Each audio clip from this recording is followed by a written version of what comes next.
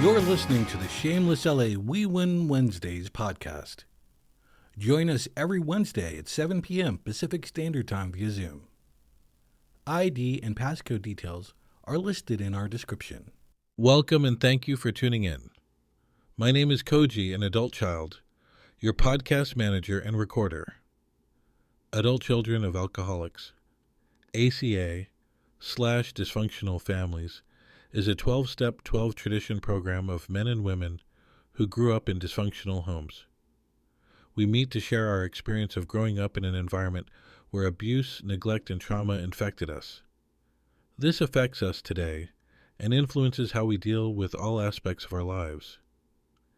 ACA provides a safe, non-judgmental environment that allows us to grieve our childhoods and conduct an honest inventory of ourselves and our family. So we may 1. Identify and heal core trauma, 2. Experience freedom from shame and abandonment, and 3. Become our own loving parents. Tonight, you can expect to hear recovery literature with multiple personal shares. The following episode will offer a variety of ACA experiences in recovery. These brief shares were recorded with permission during the LA Shameless Adult Children of Alcoholic and Dysfunctional Families meeting. Tony A's 12 Steps. Step 1. We admitted we were powerless over the effects of living with alcoholism and that our lives had become unmanageable. Step 2. We came to believe that a power greater than ourselves could bring us clarity. Step 3. We made a decision to practice self-love and to trust in a higher power of our understanding. Step 4. We made a searching and blameless inventory of our parents because, in essence, we had become them. Step 5. We admitted to our higher power, to ourselves, and to another human being the exact nature of our childhood abandonment. Step 6. We were entirely ready to begin the healing process with the aid of our higher power. Step 7. We humbly asked our higher power to help us with our healing process. Step 8. We became willing to open ourselves to receive the unconditional love of our higher power. Step 9. We became willing to accept our own unconditional love by understanding that our higher power loves us unconditionally. Step 10. We continued to take personal inventory and to love and approve of ourselves. Step 11. We sought through prayer and meditation to improve our conscious contact with our higher power, praying only for knowledge of its will for us and the power to carry it out. And number 12, we have had a spiritual awakening as a result of taking these steps, and we continue to love ourselves and to practice these principles in all our affairs. Hi, TD. Thanks so much for having me here. It's so good to be here with all of you. My name is Maya. I'm an adult child. I I'm going to start with what I think so many of us start with is like this program changed my life and continues to change my life on a daily basis. I feel so grateful to have come into this room. I came into this room through other 12-step rooms. My mom is my primary qualifier. I will have 10 years sober from physical substances, which is not to say that like things like oxytocin aren't also substances that like drive through my body, but something I could put in my body, like a bottle, 10 years in June. And so I've been slowly kind of working my way back to the origin, and this is why I'm in this program. My mom's an alcoholic. She was physically sober most of my life, which is part of why it was so confusing to really fully understand my experience. Because my mom, it took me until I was probably a teenager, early teen, to realize that my mom, as a dry drunk, not a person with a solution, got drunk on her emotions. And so my body developed like a little bat, to be able to feel, like, where's mom? Is she safe, mom? Is she scary, mom? And I'm a body worker now. I use that felt sense all the time in my work to be able to attune to people really well. But that pattern has followed me through my life and through all of my significant relationships. And up until I found this program, I responded to it in exactly the same way as a terrified child who made themselves into an adult, really young.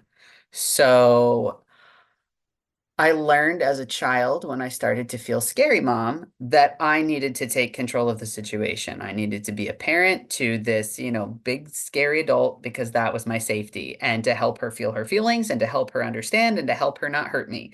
And that became eventually the marriage I was in, became eventually the divorce I was in. So I was with a partner, um, who I then married. But we drank together, we hit bottom together, and we got sober together, which was a very familiar template for me. And what got me into the rooms was partially my drinking, but it was partially because this person who became Scary Mom, one morning, totally sober, hit me as hard as she could. And it the last person to do that was my mother. And I was just terrified in that moment that, this template that felt like home, I lived my life and found again. Um, which is not to say that it was my fault, but it is to say that I sought out what was familiar. And I've started to say since then that like if somebody feels like home, you got to ask yourself what home felt like. Um, and it took me a lot more years than that to get into ACA.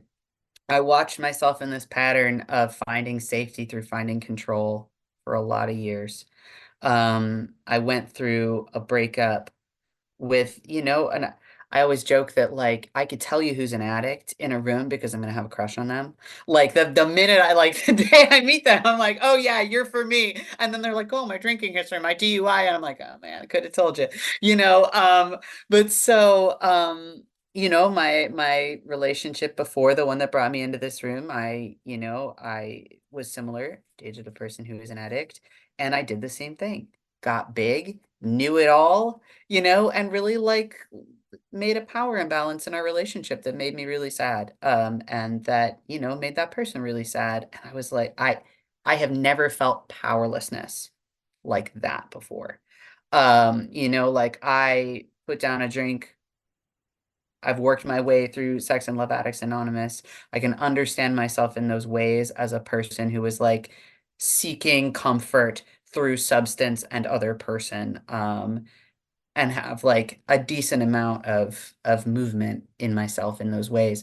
But this program, my control at a fundamental level over like, am I safe? How do I get safe? How do I, use those laundry list traits to either feel afraid, make myself small, or make myself bigger than somebody else? Um, and I really had to reckon with that when I noticed myself, still powerless in that pattern. It was a friend of mine.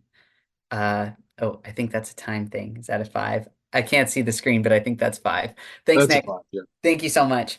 Um, it was in my next relationship that I started looking at this program, and you all were talking about your inner children. You were talking about, your what you were healing from your fundamental childhoods, your fundamental patterns of relating. And I started saying like, oh my gosh, like this is it. This is the thing that I feel really powerless over. And I don't know how to change it because it grew with me. It grew up with me. Like I can remember the first time I had a drink. I can't remember the first time that I found safety through, like burying parts of myself and augmenting others. And inevitably, that the partner I was with again, like was an addict, and I had a choice. I was like, I could do the same thing I always do. I could get big and I could make this person smaller and I could think that I know everything. I could help them get sober. I could help them not hurt me. And I was like, or I could commit to seeing them as an equal and I could turn this in on myself and I could do some work and could see some change. And I got a step group and I got the yellow book and I started working the steps and looking like I have never worked steps like I have worked in this program. I love a good third step. Give it to me. Like, let me just turn it over to God, right? But when it came to like, I have to turn over every sense of how I have felt safe through control, that shook me to my core. Um, and taking a blameless inventory of my family was a really new approach, to learn how to say, how did I get here? You know, every time I would look outside of myself, but this, but that, just turn it in, turn it in, turn it in. Keep staying with this, keep staying with me. Um, to the point where, you know, where when that partner relapsed and was like, I'm not done. I was able to say, instead of like, let me help you, let me figure out how you don't hurt me. I was like, I hear that. I hear that you're not done and I don't know your path, but I know that like you can make that choice and that's totally your choice, but I can't follow you there and I can't be your partner for that. Um, and here I am. Right. And then I was like, I'm going to talk to mom. I was like, I know where this started. And like, luckily my mom is now real sober, 12 step sober. And she's still my little child mom, and she still has all her stuff, but I'm able to say, I've got me. I've got my inner parent on board. I'm holding all of my inner children. I'm responsible for their care, and I can interface with what this person can give me and can hold me in, and the rest, it ain't hers. It's mine. I can take care of this person. And I can go and see that promise around a changed relationship with my family, not because my family has changed, even though they have gotten healthier, but it's because I am healthier and I have containership to interface with them for what they can give me and what they can't. To the point where I'm like, Mom, I need to talk to you about some stuff from my childhood. And she's like, okay, I'll try to show up. And she, God bless her, like she could do some of it in an okay way. And some of it, she just, said the worst things. And I'm crying. And I'm like, Mom, you can't say that to someone.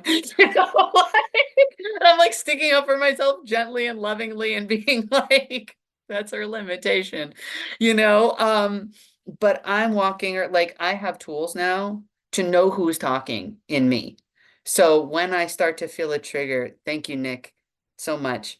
Um, when I start to feel a trigger around, a younger part of me, that like if it's hysterical, it's historical kind of thing, like when I'm responding really big to something, someone inside me who has not gotten the tending love and protection and safety that they deserve is talking.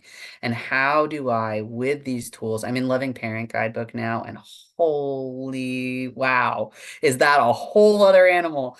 And I'm so grateful for finally the approach to be able to make some change on the inside and then watch myself respond to the same situations, the same people differently, and make different choices in my life around who gets access to me, around how I show up, around how I deserve to be loved, and how I love people from a proper power balance, not making myself bigger to feel safe, you know, not making them bigger because I'm afraid of them, just eye to eye. And this program did this for me. And because I'm in that, I don't have to drink about it. Because I'm in that, I don't have to act out with other people. Like all my other stuff, it's, I'm addressing it at the core. And I'll leave it there. But I'm so incredibly grateful. And thank you so much for giving me the time to be with you all. And thanks you. Have a great night. Thank you, Mia. Thank Thank you. you, Thanks, Mia. Mia. Thank Thanks so you. much. Wow. Thank you, Mia. Thank Mia. Thanks, Mia. We became isolated and afraid of people and authority figures. We became approval seekers and lost our identity in the process. We are frightened by angry people and any personal criticism. We either become alcoholics, marry them, or both, or find another compulsive personality, such as a workaholic, to fulfill our sick abandonment needs. We live life from the viewpoint of victims and are attracted by that weakness in our love and friendship relationships. We have an overdeveloped sense of responsibility, and it is easier for us to be concerned with others rather than ourselves. This enables us not to look too closely at our own faults, etc. We get guilt feelings when we stand up for ourselves instead of giving in to others. We become addicted to excitement. We confuse love and pity and tend to love people we can pity and rescue. We have stuffed our feelings from our traumatic childhoods and have lost the ability to feel or express our feelings because it hurts so much. Denial. We judge ourselves harshly and have a very low sense of self-esteem. We are dependent personalities who are terrified of abandonment and will do anything to hold on to a relationship in order not to experience painful abandonment feelings, which we receive from living with sick people who were never there emotionally for us. Alcoholism is a family disease, and we became para-alcoholics and took on the characteristics of that disease even though we did not. Yeah, hi. Hi, everyone. Thanks, Tiddy, for inviting me. I'm Vanessa. I'm from Sydney, Australia. And this is one of my favorite meetings. I can't tell you how much I love this meeting. And I guess today I was going to, of course, share my experience, strength and hope, but I want to focus mainly on my strength and hope. Because I don't know about other people, but my own story bores me now. Like, I get really bored with my childhood, and I only go into my childhood now if it's got basically traits and symptoms that are creating havoc in my life right now. So I came into ACA in about 2015, 2016. And the reason I actually remember that was because I had a partner at the time who suicided using alcohol in 2016. And I knew that I'd touched into ACA prior to that. And that was a defining moment in my life, amongst many defining moments that took me to more bottoms. When I thought that I'd reached all bottoms, there was yet more bottoms to be had. And prior to that, I'd come through Al-Anon, my auntie, my mother's sister, who none of them talked to each other, but they all seemed to talk to me. And I would say that's probably because I'm a great fawner and I like to make everyone feel okay about everything, which the benefits of fawning is that most of the family talk to me, even if they ignore each other. So there are benefits to being a compulsive fawner. And my auntie said to me in my late 20s, early 30s, she gave me an Al-Anon reader, said, you need to go to Al-Anon. You keep attracting terrible partners, and it's because we have a family rampage with alcoholism, and you're either going out with alcoholics, addicts, or sex addicts, or she goes, and you need help. And that was it. That's all she ever said about it. Never took me to a meeting, but it planted it in my mind. And that's where I went. When I hit a bottom when I was about 33, 34, I went to Al-Anon and focused on adult children meetings in Al-Anon.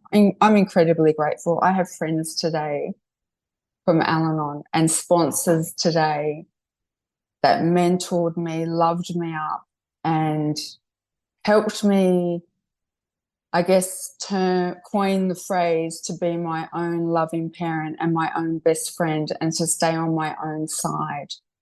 Because abandonment and neglect is in my history as a child, and I can abandon and neglect myself in a heartbeat unconsciously without even knowing I'm doing it until I get the backburn later on emotionally or a nervous system response, and I'll be all over the shop and then go into confusion. And that can still happen today.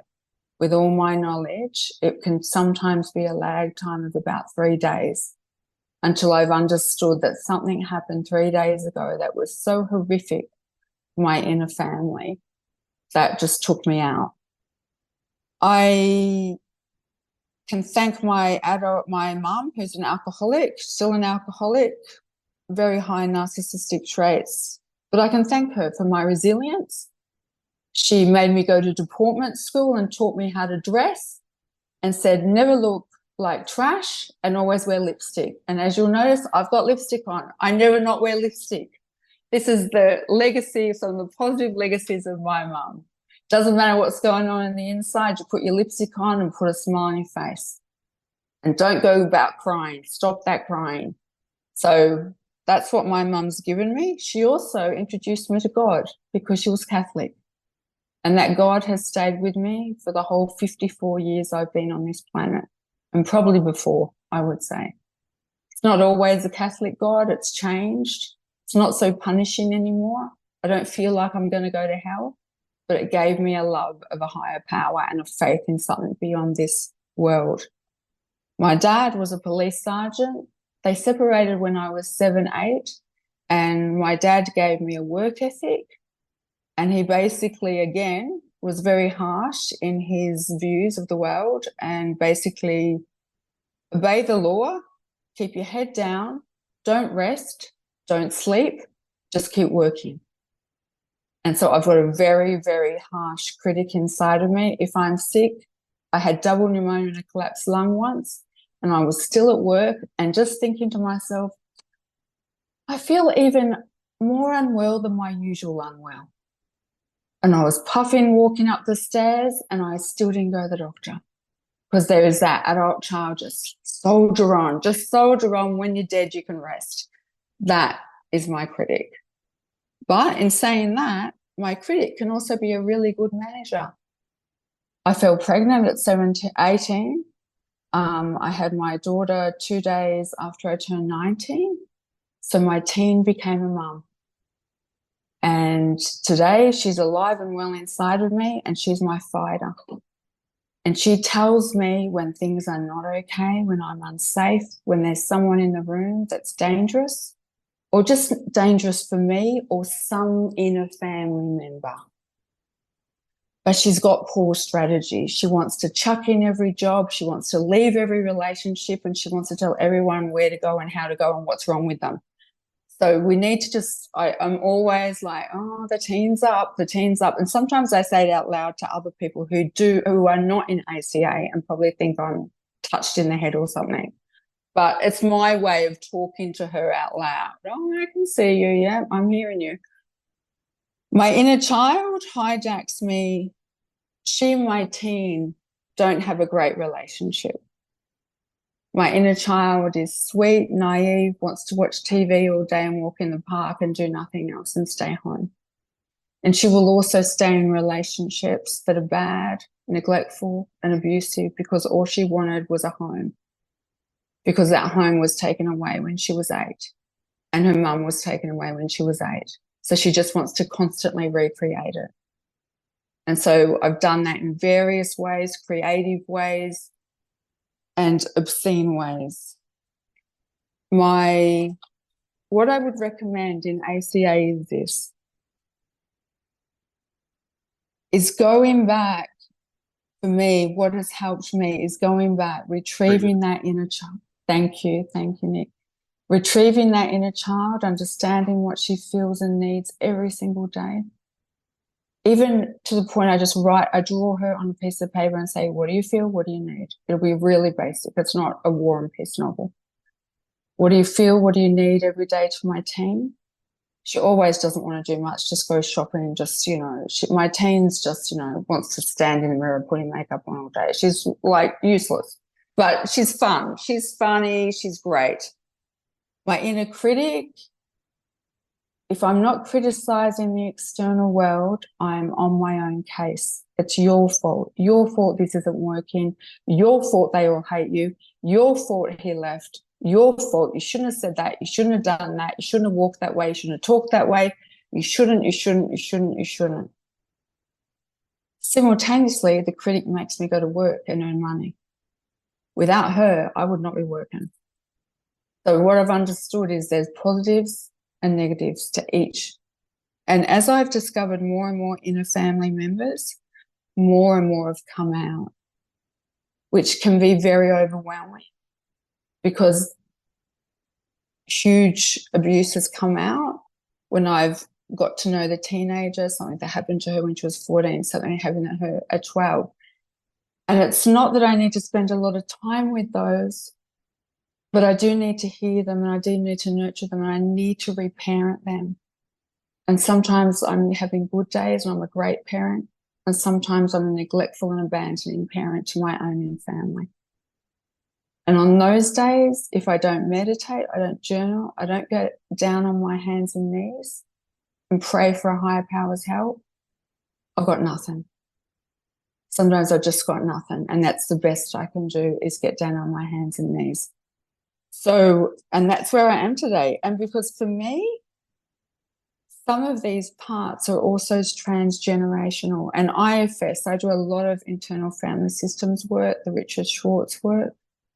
Some of this stuff is transgenerational. It's from my nan, it's from my pop. And I know for me, that's a spiritual solution, because I can't know what's going on, but I know that I'm feeling it. I know that I'm acting it out.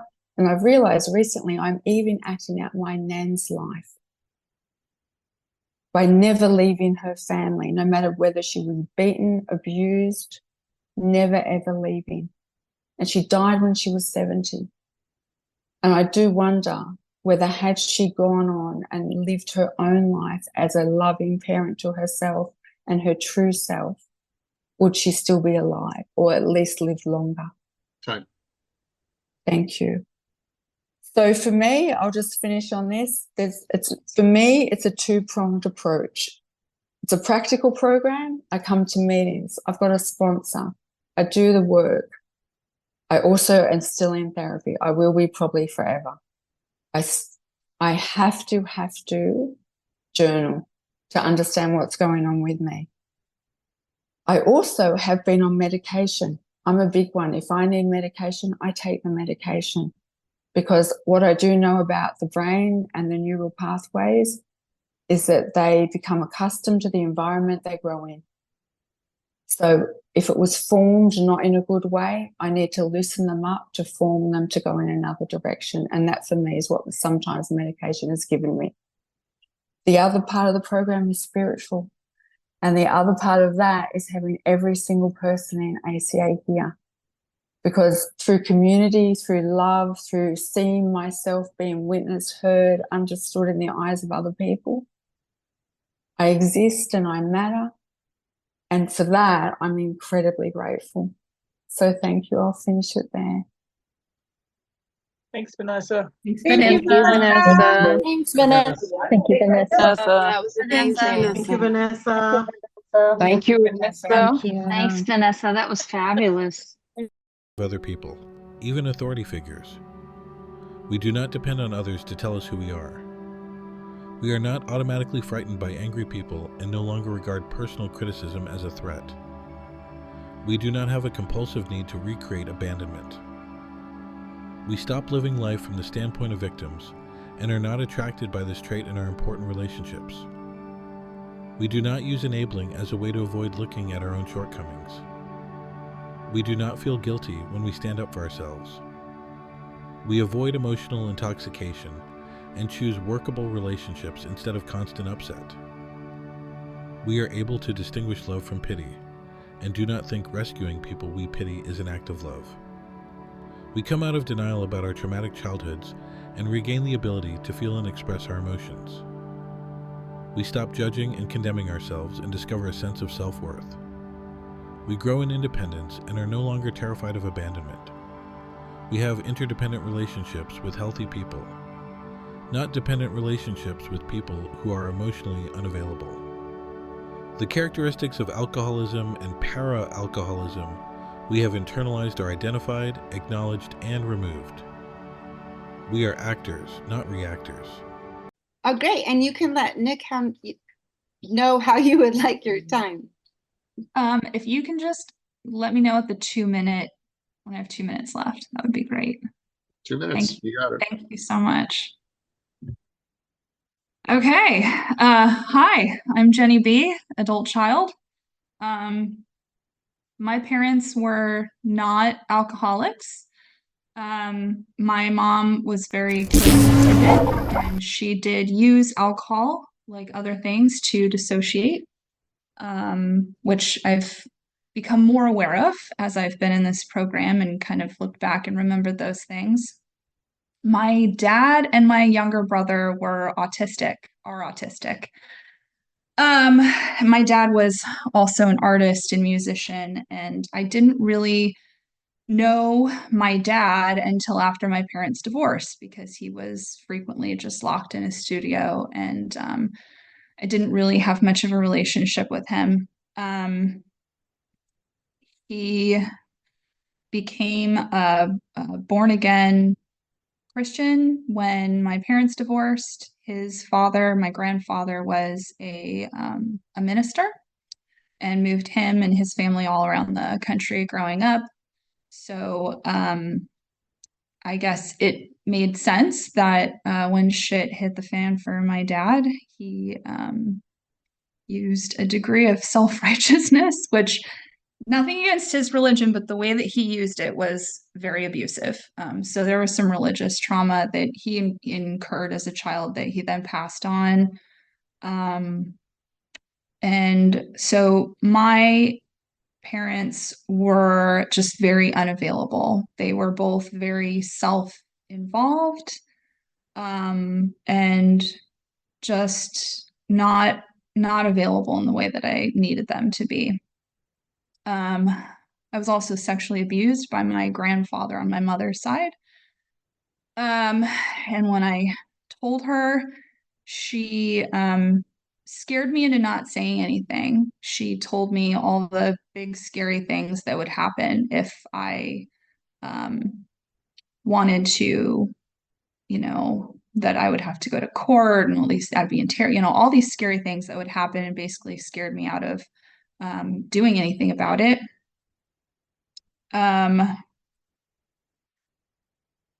Yeah, and both my parents to this day use a lot of victimhood to kind of cope with their own demons. When my parents divorced, my mother did marry a dry drunk. My stepfather was a very serious alcoholic for most of his life, stopped drinking right before they got together, and did not have a program for about the first 10 years of his presence in my life. He eventually did get a program, which helped me find program right at the end of his life. And so getting to watch that evolution in him was a real gift. But yeah, so a lot of things going on. I tried to get the love and attention that I wanted and needed by trying to do everything right and do everything really well. I excelled in school. I had a variety of, talents and things, and I had to work really hard. My parents being really self-involved, I think they,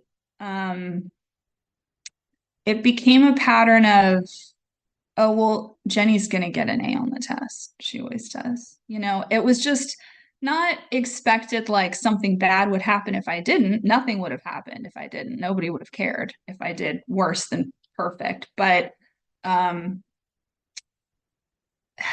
nobody ever acknowledged that I worked really hard to do the things I did. And that, I think, coupled with something that I work on in this program, which is the resentment that built up from, because I had endured a lot and could endure a lot and could perform at a certain level, that I am then expected to endure a lot, that I am expected to always rise above and do excellently despite whatever gets thrown at me.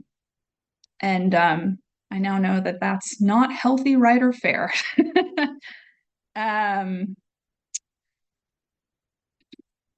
At a certain point when I was a teenager, I began to really hate and just resent everybody, and I rebelled.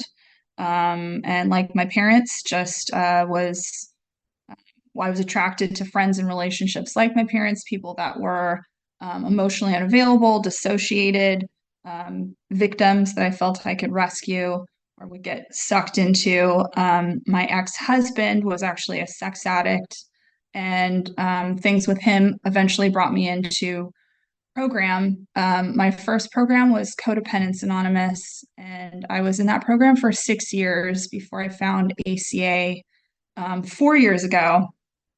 And CODA really helped me treat the symptoms of being an adult child. It helped me address the patterns and behaviors of my codependency. That is really like the primary symptom of my being an adult child of alcoholism and dysfunction. But when I hit a rock bottom with my relationship with my mother, and had to cut her out of my life 4 years ago, that was so excruciatingly painful. And some fellow travelers in my other program wrangled me into ACA, and I was ready to start doing this work. And what I love about this program that sets it apart from the work I've done in my previous program is that this work is really getting at the root cause of all of the symptoms of my disease. It's really getting at it gives me an opportunity to look at and explore and understand where these things come from, and heal those parts of myself. For a long time, I was just addressing the symptoms, and now I'm healing the parts of myself from whence those behaviors come. Prayer and meditation is now really focused and is like a direct route for me in this program to the work that I need to do.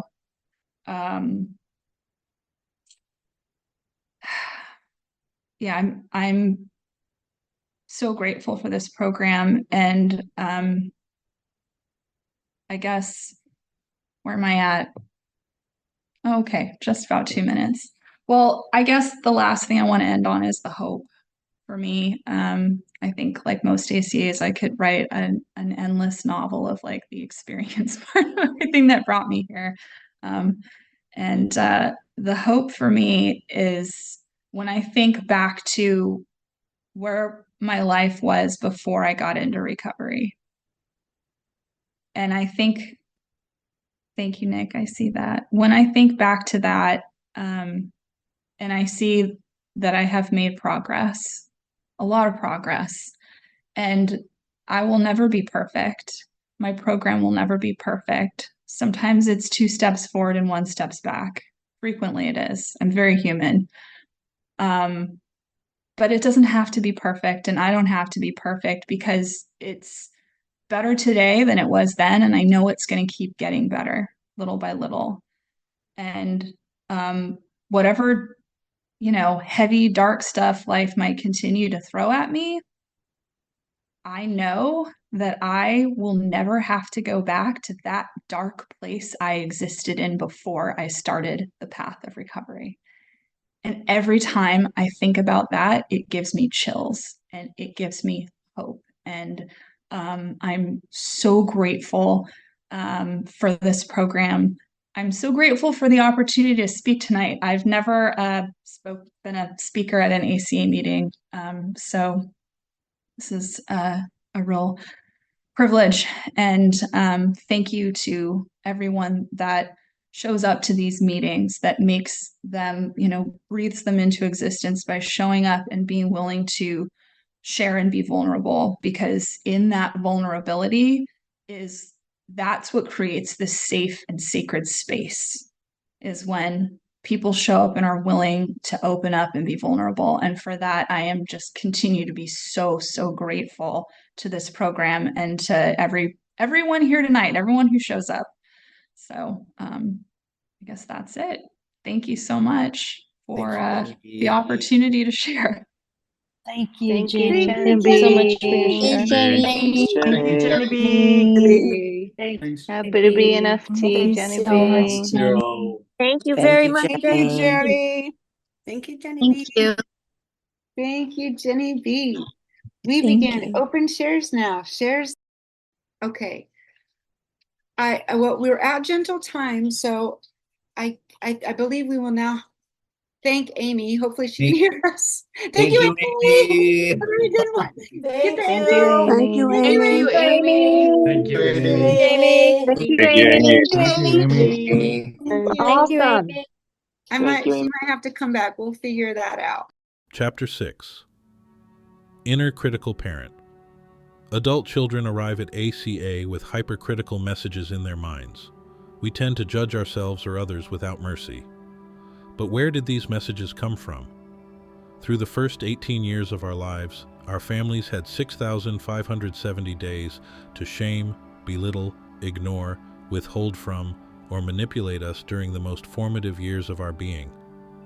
That's up to 160,000 hours of living with unhealthy parenting, 72 seasons of sorrow stored deeply in the tissue of our bodies. This dysfunction was encoded into us as the false self, and it's maintained and reinforced in our adult lives by an inner critical parent.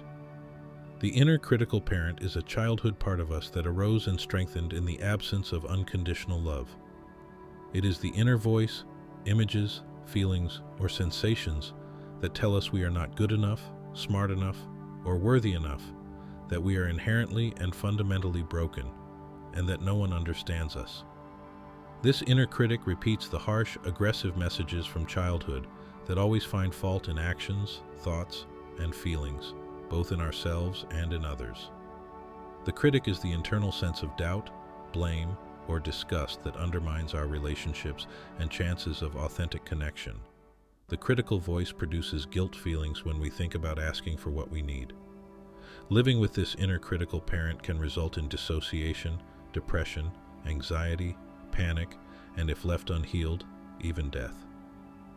Many of us enter ACA feeling the effects of the inner critic but not knowing why. We may not become fully aware of this critic until we slow down enough to recognize it. We have become so comfortable with shaming, doubting, or cursing ourselves or others that we don't even notice the extreme harshness. Some say the inner critic can remain masked because it speaks to us in our own voice. Perfectionism, control, all or nothing thinking, and constant judgment are the distorted forms of thinking that power the inner critical parent. As part of the ACA healing process, we learn to pay attention to our attitudes about ourselves and others, noting the harsh thoughts, doubts, and fears as they arise. Reparenting ourselves is based on our willingness to set boundaries with our inner critic and strengthen an inner loving parent who can connect with and care for the wounded child within. We learn to set limits and say no or not now to the critical parent, or ask it to step back or turn down the volume. We also work with the inner critic through step work, for example, addressing the powerlessness we feel over the critic in step 1. Using affirmations, journaling, and other techniques, we create some breathing room and learn to give ourselves and others a break. You deserve to be loved. You deserve something real. Time to heal. Time to feel.